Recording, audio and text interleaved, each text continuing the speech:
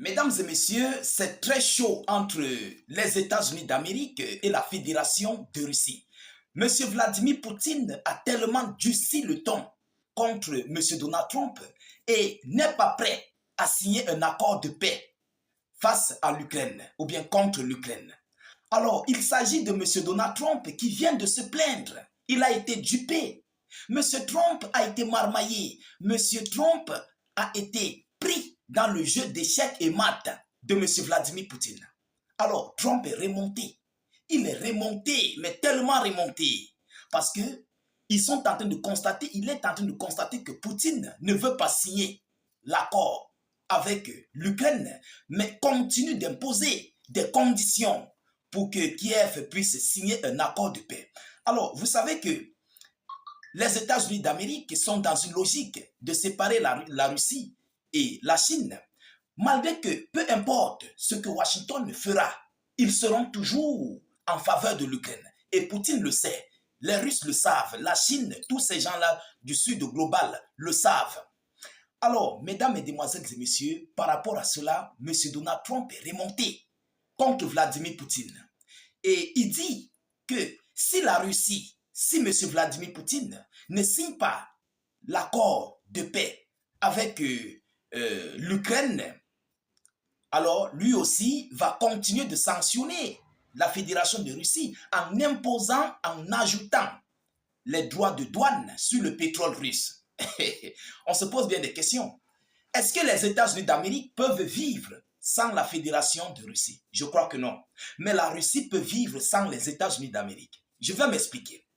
Vous avez vu, lors de M. Joe Biden, la Russie n'avait plus rien à prendre du côté des États-Unis d'Amérique, mais au contraire, ce sont les Américains qui venaient prendre des engrais russes, parfois des céréales et d'autres matières pour transporter du côté vers les États-Unis d'Amérique. Mais contrairement à la Russie qui était bloquée et qui est toujours bloquée par des embargos.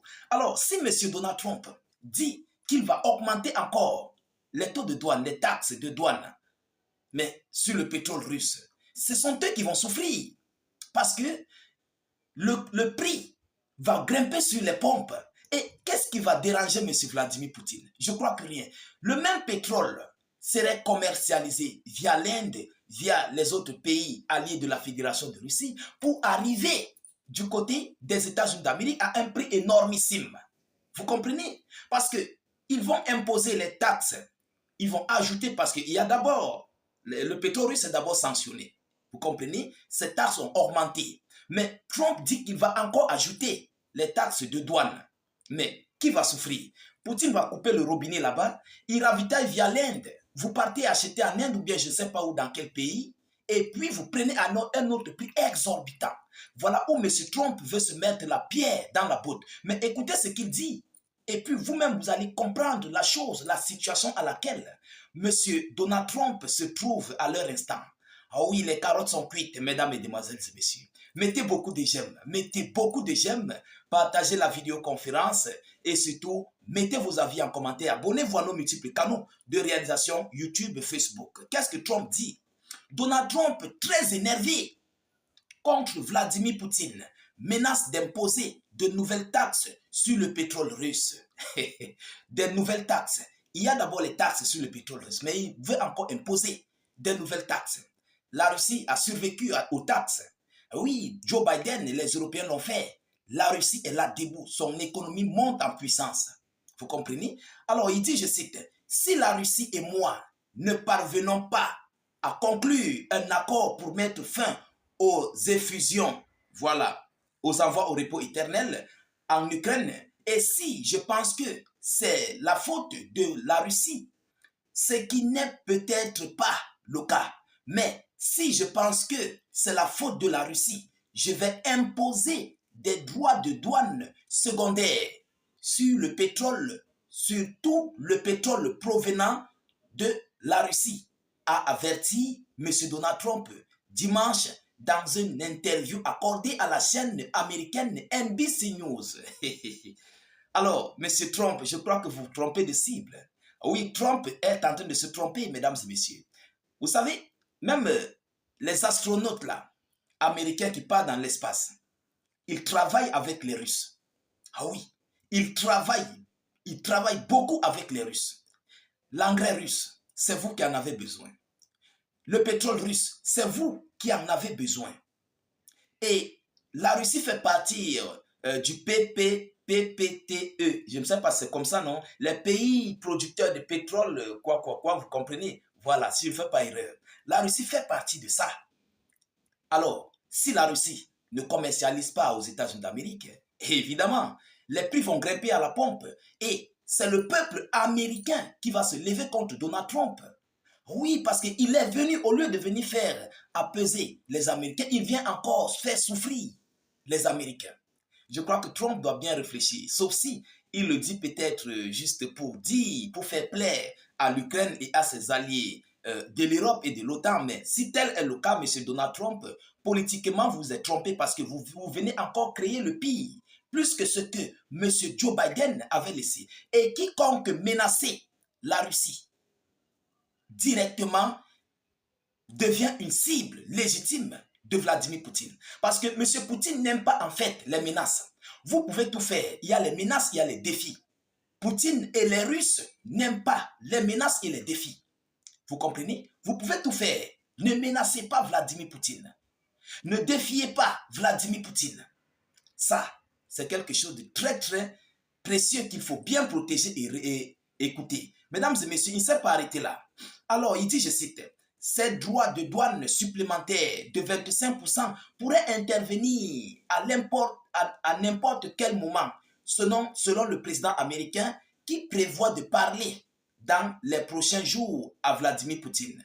Selon le journaliste de NBC, Kristen Welker, le président américain l'a appelé pour lui faire part de sa colère concernant les commentaires de Vladimir Poutine sur le futur de Volodymyr Zelensky à la tête de l'Ukraine.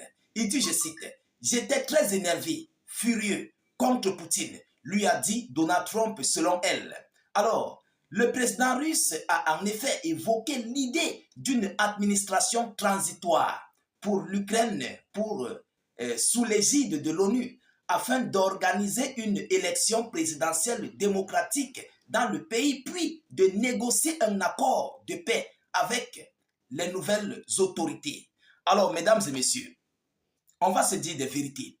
Pourquoi est-ce que M. Donald Trump est remonté par rapport à cette proposition de Vladimir Poutine?